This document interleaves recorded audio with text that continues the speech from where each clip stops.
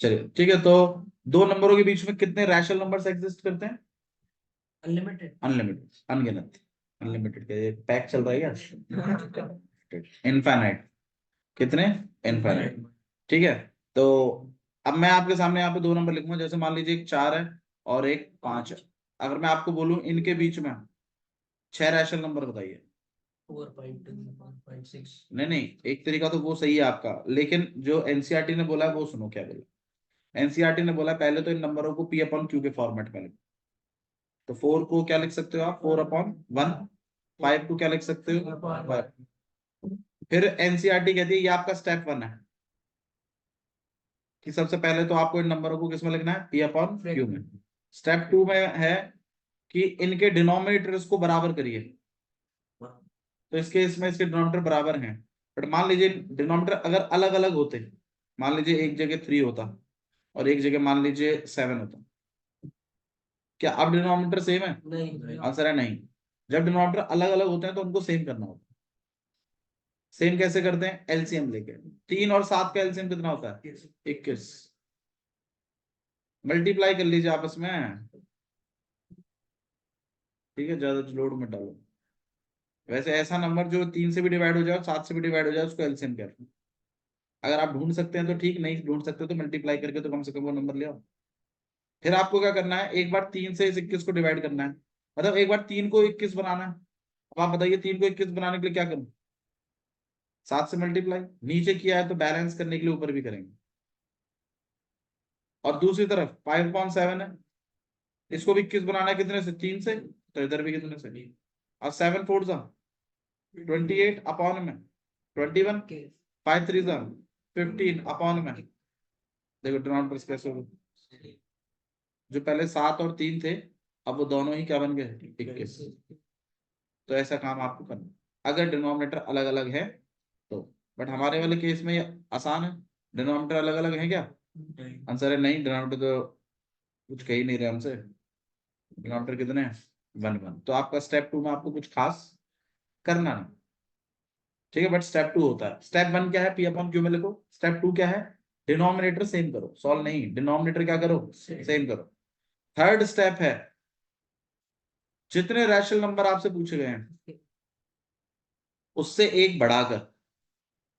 6 पूछे है ना, किससे? 7 से। ऊपर और नीचे चारों को मल्टीप्लाई कर दीजिए। 4/1 में ऊपर भी नीचे भी और इधर भी। चिंता मत करिए, ऊपर और नीचे दोनों तरफ करें तो बैलेंस रहेगा। कितना मल्टीप्लाई कर लिए? 7 4 जा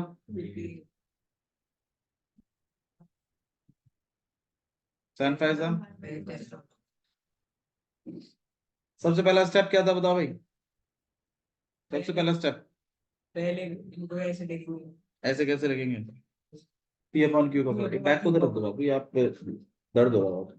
पी अपॉन क्यू फॉर्म में। पी अपॉन क्यू फॉर्म, ऐसे ही सबसे पहला स्टेप। दूसरा स्टेप क्या है?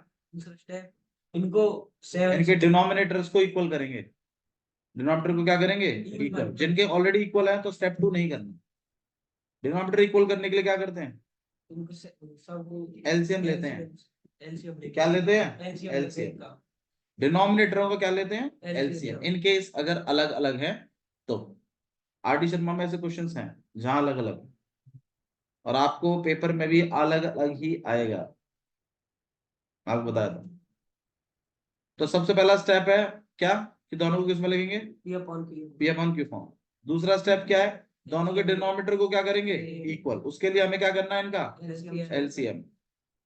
फिर उसके लिए फिर इनको एलसीएम के बराबर बनाना है, जितने से मल्टीप्लाई लगता है करिए, ऊपर भी और नीचे भी। ये आपका स्टेप 2 है। स्टेप 3 क्या है? जितने रैशनल नंबर पूछे गए हैं उसमें एक बढ़ा के मल्टीप्लाई करेंगे चारों को। कर दिया, फिर नंबर आ जाएंगे आपके पास। 90% हो चुका है, बस 10% और बच रहा है। देखो अब बस खाली आपको इनके बीच में नंबर लिखने हैं। 28 है ना, यहाँ कितना है? 35। कोई भी 6 लिख दीजिए। 29 अपॉन में 7, अपॉन 7 जरूर लिखना है। 30/7, 31/7, 32/7, 33/7 और 34/7। भैया अगर मान लीजिए थोड़ा और ज्यादा होता तो हम कोई से भी लिख सकते थे, हाँ कोई से भी लिख दीजिए, पर इस नंबर और इस नंबर के बीच में होने चाहिए, और ये आपके 6 रैशनल नंबर है। बताइए कोई प्रॉब्लम है? करके दिखाएंगे, फटाफट करके दिखाइए। मान लीजिए यहाँ 2/3 है और यहाँ 3/4 है, निकालिए इनके बीच में 6 रैशनल नंबर, निकाल के दिखाओ मुझे फटाफट। चलिए बंद, तो सबसे हाँ अंदर रख दो, अंदर रख दो। ताला मार के सब अंदर फेंके आप, कहीं का। भाई सबसे पहला स्टेप क्या है कि आपने पी अपॉन क्यू में लिखना है, ये ऑलरेडी पी अपॉन क्यू में लिखे पड़े। दूसरा स्टेप क्या था? डिनोमिनेटर क्या है कि डिनोमिनेटर इक्वल है, नहीं तो स्टेप 2 करना पड़ेगा। भाई देखो जो ऑलरेडी डन है ना उस काम को तो मत करिए बेशक, लेकिन जो नहीं है वो आपको करना है। तो यहाँ पे मेरे ख्याल से डिनोमिनेटर्स आपके अलग अलग हैं, तो आपको इक्वल करना पड़ेगा। उसके लिए आपको एलसीएम 4 और 3 का एलसीएम कितना होता है? पता नहीं था इसको। ऊपर और नीचे मल्टीप्लाई, 3 को 12 बनाने के लिए 4 से मल्टीप्लाई, और इधर बात 4 को 12 बनाने के लिए 3 से मल्टीप्लाई। 4 2 जा 8, 4 3 जा 12, 3 3 जा 9, 4 3 जा 12।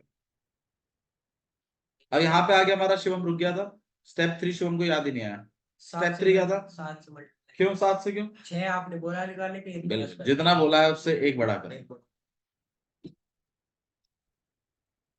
7 7 7, और यहाँ पर भी 12 7, 8 7 जा 56, 12 7 जा 7 9 जा 12 7। फिर इनके बीच में नंबर बताना है आपको, तो 57 अपॉन में 84, 58 अपॉन में 84, 59 अपॉन में 84, 60 अपॉन में, और 61 अपॉन में 84, एंड 62 अपॉन में 80। तो ये है आपके पास 3 और 3 6 रैशनल नंबर्स। कोई इशू है तो बताइए इसमें।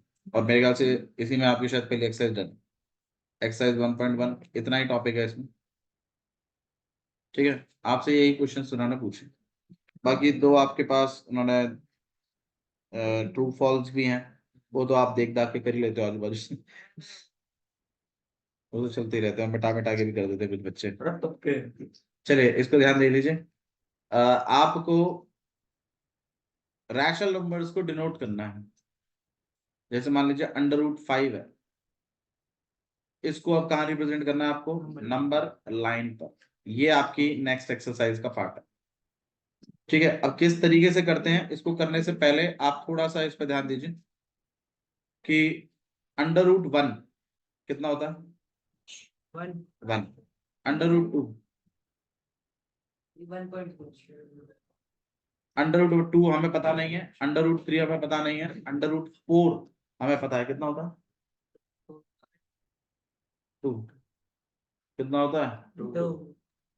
ठीक है, √5 हमें पता नहीं है, √6 हमें पता नहीं है, √7 हमें पता नहीं है, √8 हमें पता नहीं है, √9 हमें पता है, कितना होता है? 3। इसी तरीके से √10 we don't know, √11 we don't know, √12 we don't know, 13 14 15, √16 कितना होता है? 4। अब आप मुझे बताइए √2 और √3 की वैल्यू किन नंबरों के बीच में लाई कर रही है? तो इनकी जो भी वैल्यू होगी वो 1 पॉइंट समथिंग कुछ होगी। हालांकि √2 की वैल्यू 1.41 होती है और √3 की वैल्यू 1.73 होती है, ये सारी चीजें आपको पता होनी चाहिए। ठीक है, नेक्स्ट है √5 √6 √7 √8, इनकी जो वैल्यूज होंगी वो किन नंबरों के बीच में लाई करेंगे? 2 और 3 के, क्योंकि √9 3 होता है, तो √7 3 से कम ही होगा, ऐसे √6 भी 3 से कम होगा, √5 भी 3 से कम ही होगा, √4 तो 2 होता है, तो √5 2 से ज्यादा और 3 से कम। ये अंदाजा लगाना है, ऐसे ही इनका भी हिसाब किताब। बोले भाई कोई इशू है इसमें? ठीक है, बता भैया, है ना? चलो, तो ये सारी चीजें एक तो आपके माइंड में होनी चाहिए पहले। अब मुझे √5 को नंबर लाइन पे डिनोट करना है, तो मैं जस्ट आपसे पूछ ही रहा हूं ऐसे ही, पहले आप ये बता दीजिए कि √5 किन दो नंबरों के बीच में आता है? 2 और 3 के बीच में। तो इसका जो भी मार्किंग होगा वो 2 और 3 के बीच में ही होना चाहिए या नहीं होना चाहिए? इसमें किसी को डाउट है तो अभी बताइए मेरे को। ठीक है, अच्छा नेक्स्ट, क्या आप किसी लाइन पर परपेंडिकुलर 90 डिग्री बना सकते हैं इस पॉइंट पर? कैसे? पहले आप कंपास लेंगे, यहाँ पे गड़ाएंगे और इस तरीके से एक सेमी सर्कल बना दें।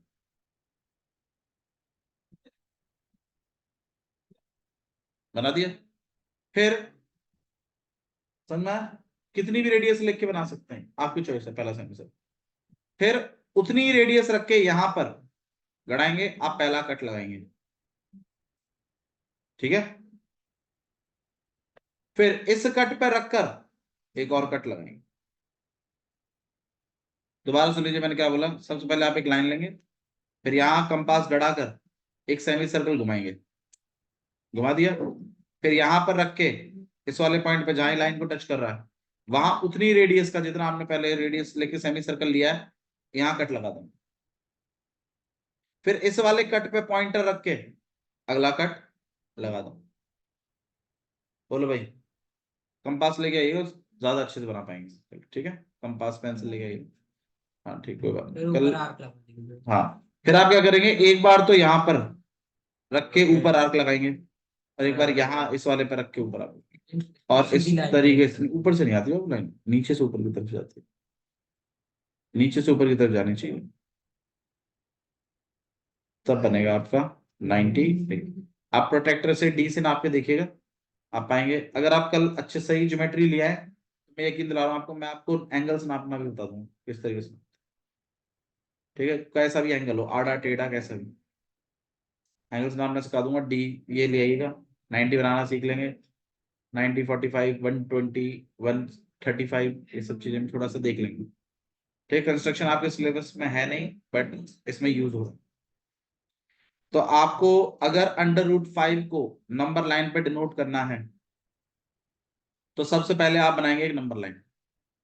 अब आप मुझे बता दीजिए √5 किन नंबरों के बीच में आता है? 2 और 3 का, तो ध्यान रखिएगा इस बात। फिर आप क्या करोगे, अपने स्केल से यहाँ पर 0, फिर प्रॉपर स्पेसिंग करेंगे, थोड़ा सा 2-2 सेंटीमीटर का स्पेसिंग करिएगा।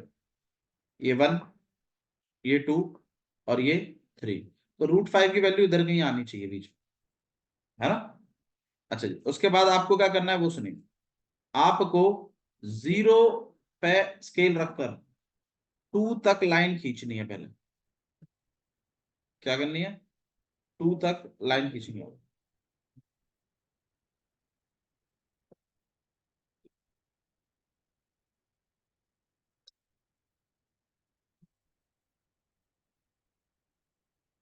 टू तक आपको क्या करनी है? लाइन खींचनी। 2 तक क्यों बनाई मैंने? क्योंकि नंबर 2 और 3 के बीच में है। तो 2 से आगे है नंबर, तो 2 तक पहुंचाओ पहले। बाकी जो कितना आ गया वो 90 डिग्री पहुंचाएंगे अपने आप, उनका काम है। आपको सबसे पहले स्केल से 2 तक लाइन खींच दो। आया समझ में? इसके बाद आपको क्या करना है, इस 2 पर क्या बनाना है? 90। मैंने अभी भी 90 बनाने से गया था। इधर कंपास बढ़ाइए और इस तरीके से क्या कर दीजिए, सेमी सर्कल खींच दीजिए। सही है?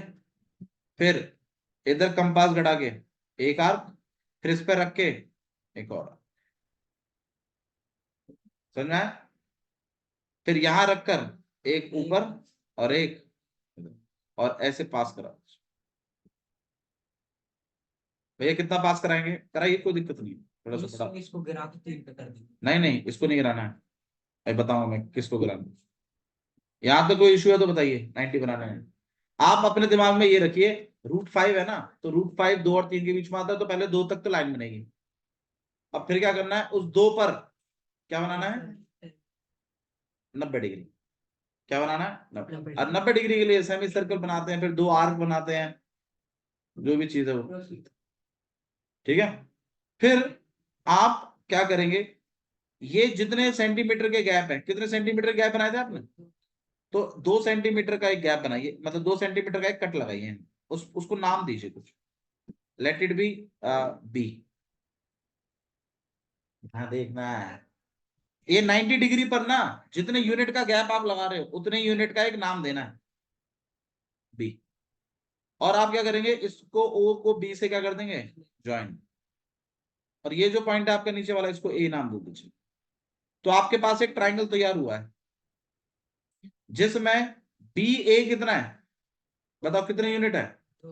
एक यूनिट है। सेंटीमीटर 2 है, लेकिन यूनिट कितना मान रहे हो आप उसको? एक। नीचे वाला कितना यूनिट है? दो। अब आपको इन ट्राइंगल ओ ए बी में जाना है और उधर जाके पीजीटी लगानी है कि ओबी की लेंथ कितनी बराबर।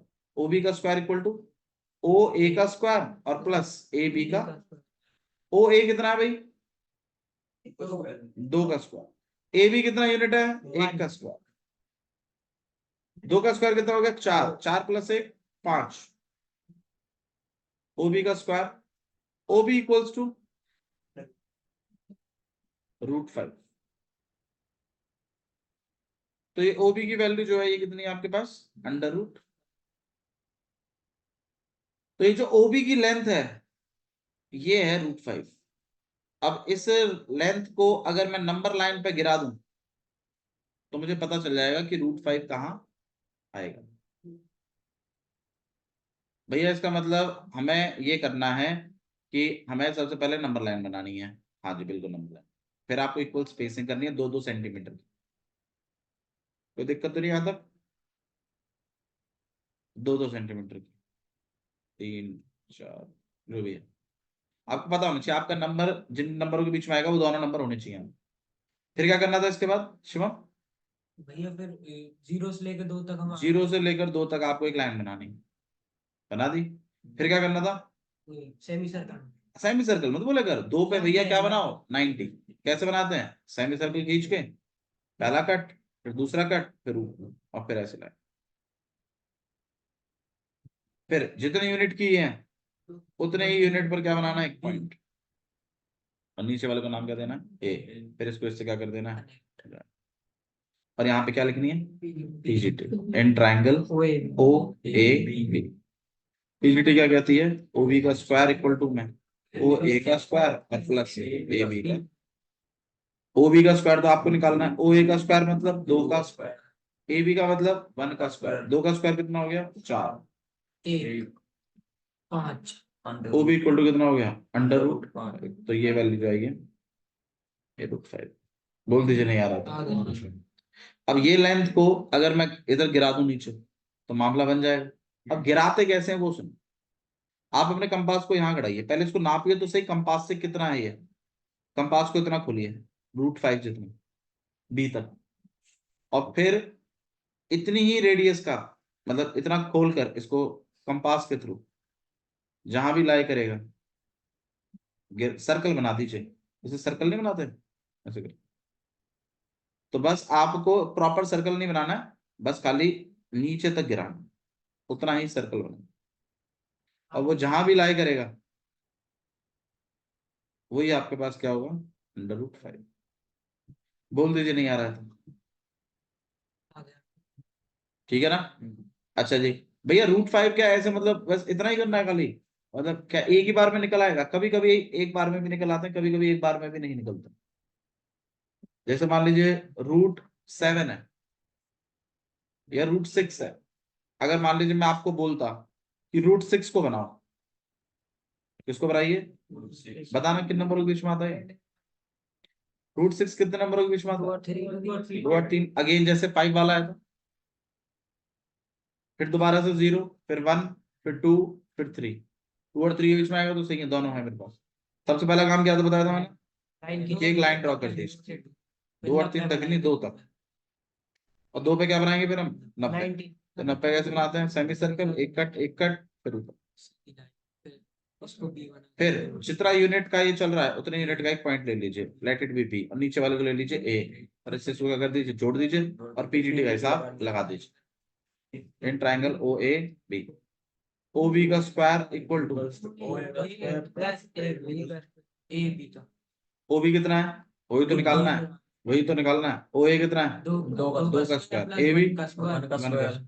यहाँ पे जाएगा 4 + 1 5, तो यहाँ पर होगी ओ बी इक्वल टू में कितना आ जाएगा? √5। तो ये जो वैल्यू आई है ये √5। बताइए हमें क्या निकालना है लेकिन? ये कितनी है? ये तो कम है। इसको ऊपर ही करो। फिर इस पे एक और 90 बनेगा। अब इस पे 90 कैसे बनेगा उसको देखिए। जब आपके पास पॉइंट मतलब लाइन बिल्कुल सीधी थी तो आपका 90 भी बिल्कुल स्ट्रेट बना। अब आपकी लाइन खुद देखिए कैसी है, 90 भी आप इसको ओबी को थोड़ा सा, आपके पास तो पेपर होगा, आप इसको खिसका लीजिएगा, सीधा कर दीजिए, ठीक है। और फिर क्या करिएगा, फिर इस पे यहाँ पे रख के, बी पे रख के क्या बनाइएगा, एक सेमी सर्कल। फिर क्या करिएगा, एक कट यहाँ लगाइएगा, एक कट यहाँ, फिर एक कट ऊपर और एक कट यहाँ, और फिर इसको ज्वाइन करते हुए क्या बनाइएगा, क्या बनाइएगा,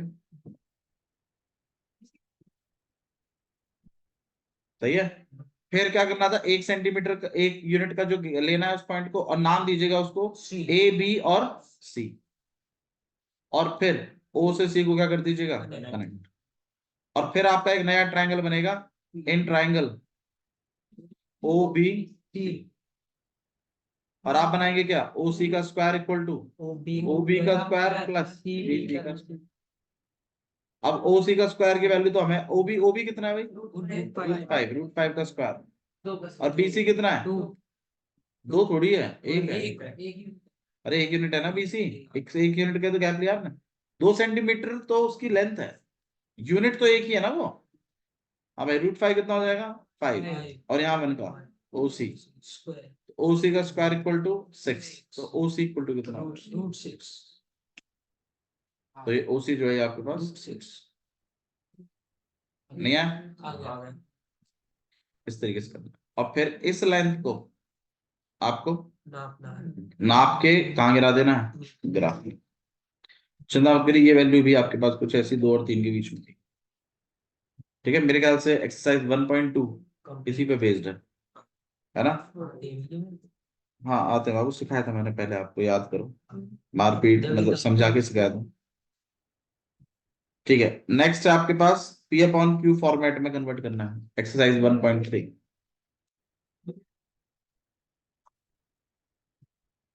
आप होमवर्क के लिए मैं आपके लिए लिख देता हूं,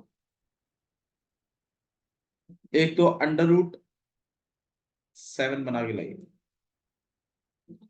ये काम करना है एक बार, चल ले। एक आपको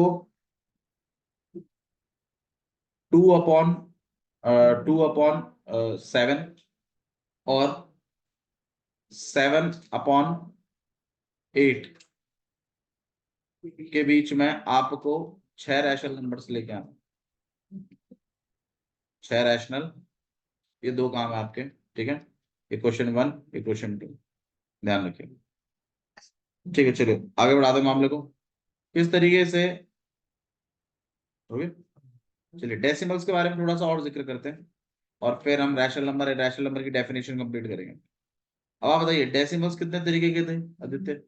ये 2 तरीके, टर्मिनेटिंग और नॉन टर्मिनेटिंग। बिल्कुल सही बात है, डेसिमल्स जो थे आपके पास 2 तरीके के थे। सबसे पहला है टर्मिनेटिंग, सबसे पहला क्या है, टर्मिनेटिंग। और फिर कौन सा है, अब देख तो नहीं रहा कुणाल,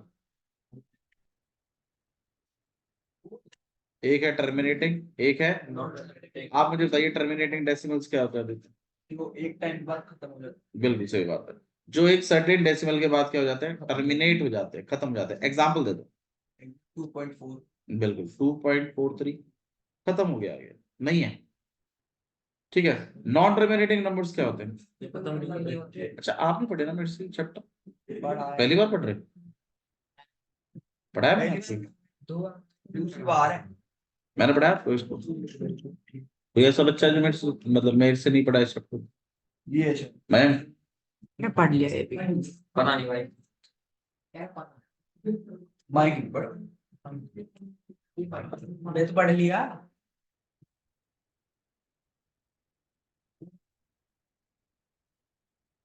आता है आपको कोई चैप्टर,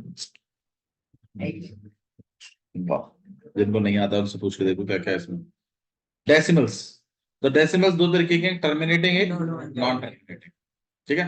टर्मिनेटिंग वो नंबर है जो वाइंड अप हो जाते हैं, थोड़े टाइम के बाद खत्म हो जाते हैं। नॉन टर्मिनेटिंग वो है जो कभी खत्म नहीं होते। ये 2 तरीके के होते हैं, या तो ये रिपीट करते हैं और या तो ये नॉन रिपीट होते हैं। हालांकि ये चैप्टर मैंने काफी समझा करवाया था ना, 2-3 बार करवाया था चैप्टर। तो डेसिमल्स में आपके पास टर्मिनेटिंग और नॉन टर्मिनेटिंग में रिपीटिंग या फिर नॉन रिपीटिंग। ठीक है, अच्छा जी, इसका एग्जांपल दे दीजिए मुझे रिपीट वाले का। 2.474747 डॉट डॉट डॉट। अब इस चीज को जो रिपीट हो रहा है उसके ऊपर बार लगा दो, उससे ये इंडिकेशन हो जाता है कि यही पैटर्न क्या कर रहा है, रिपीट हो रहा है। सही है, अच्छा जी, ऐसे इसको देख लेते हैं। 2.47329659 डॉट डॉट डॉट, ये कोई पैटर्न रिपीट नहीं हो रहा, तो ये आता है नॉन टर्मिनेटिंग के नॉन रिपीटिंग कैटेगरी। इसमें कुछ और भी एग्जांपल्स हैं, जैसे कि रूट की जितनी भी वैल्यूज हैं, जैसे √2, √5, जो परफेक्ट रूट्स नहीं है, जैसे √4 नहीं होगा इसके अंदर, क्योंकि √4 की वैल्यू मैं जानता हूं कितनी है, √16 नहीं होगा, उसकी वैल्यू 4 होगी। हाँ, लेकिन जो परफेक्ट रूट नहीं है वो सारे के सारे इसी के अंदर आएंगे। पाई भी वैल्यू जो है वो non terminating non repeating category में जाएगी, पाई की वैल्यू नहीं। इसकी अगर आप नेट पे वैल्यू कैलकुलेट करेंगे, नेट की वैल्यू, नेट पे प्रॉपर वैल्यू अगर आप इसे देखोगे, इट्स एंडलेस, चलता ही जाए। ठीक है, तो रिपीट वाली जो वैल्यूज हैं और नॉट रिपीट वाली। अब नेक्स्ट बात है कि यार ठीक है, इतनी 3 तरीके की हमने टर्मिनेटिंग पढ़ ली है, क्या इन नंबरों को जो टर्मिनेटिंग है, क्या ये रैशनल नंबर्स लिखे जा सकते हैं? रैशनल नंबर्स क्या होते हैं? वो नंबर जिन्हें आप पी अपॉन क्यू के फॉर्म में लिख पाओ। तो आप मुझे बताओ, क्या टर्मिनेटिंग वाले नंबरों को आप पी अपॉन क्यू में लिख सकते हो? कैसे बताइए, इसको लिख के देखिए, 2.43 को लिखिए। 243 हाँ, 243/100 लिख तो दिया पी अपॉन क्यू। अच्छा जी, नेक्स्ट नॉन टर्मिनेटिंग रिपीटिंग जो होते हैं, इनको भी आप लिख सकते हैं। अब वो लिखते कैसे हैं वो सीखना है आपको। ठीक है, इसको तो लिखना आता है ना, हटा के खाली 10 100 जो भी है वो लिख देते। पर 2.47 और 47 के ऊपर बार है, वो चीज अगर आपको लिखनी है तो कैसे लिखते हैं, वो चीज आपको गौर करनी है। अब आप मुझे बताइए किस तरीके से लिखते हैं। 2.473 है और मैं कह रहा हूं 73 रिपीट कर रहा हूं, तो ये जो नंबर आया, ये किसी ना किसी को डिवाइड करके आया होगा ना। वो क्या नंबर थे जिनको डिवाइड करके आया, वो निकालना। मतलब मेरे को इनको पी अपॉन क्यू फॉर्मेट में कन्वर्ट करना है। अब आप बताइए कैसे करें। सबसे पहले हम इसको क्या मानेंगे,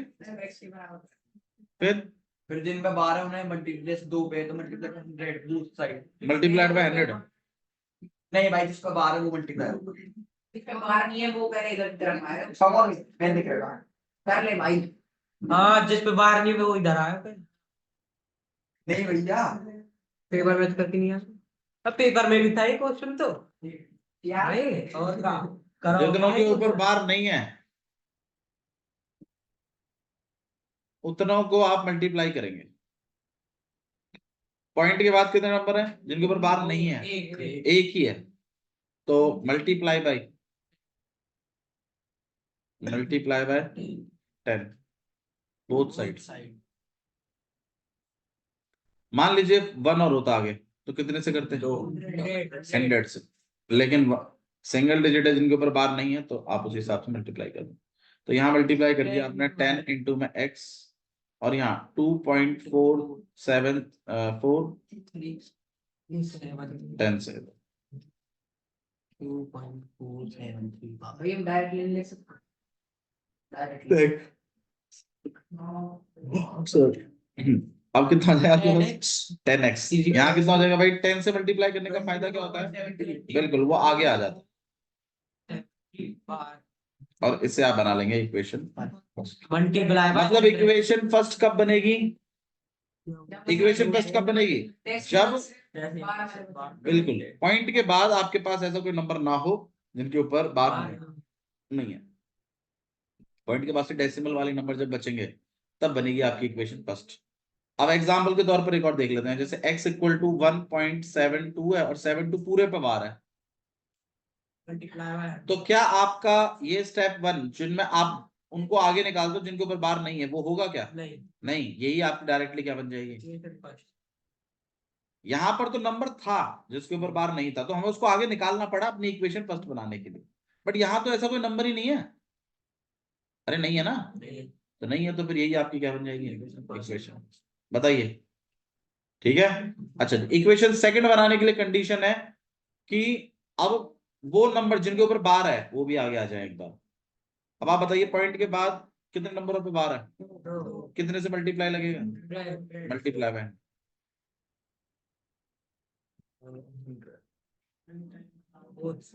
बोथ। हाँ, दो दो अंतर को 100 मल्टीप्लाइड बाय 10। बहुत बच्चे इसको वापस से एक्स ही लिख देते हैं, प्लीज थोड़ा सा गौर करिएगा। हम इस वाले इन दोनों इक्वेशनों को मल्टीप्लाई कर रहे हैं 100 से। अब 100 इंटू 10 कितना हो जाएगा आपके पास? 1000। और जब यहाँ करोगे तो ये 73 बार जो है ये एक आ जाएगा। 73 अनगिनत तक है, अगर आप उसमें से एक 73 आगे निकाल भी लें तो भी वो अनगिनत तक ही रहेगा।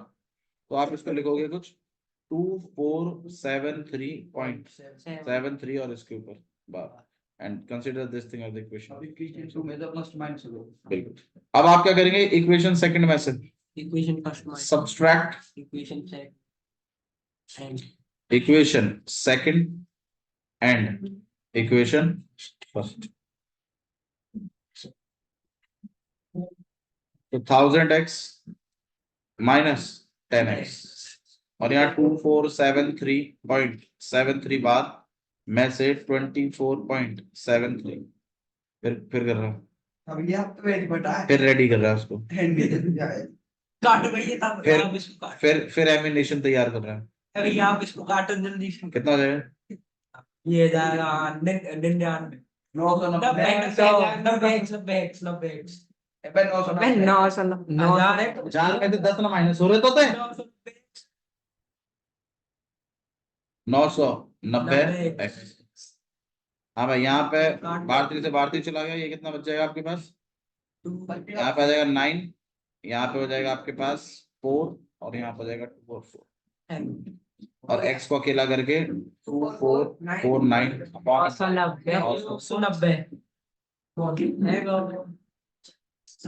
ठीक है, ये काम आपको करना है।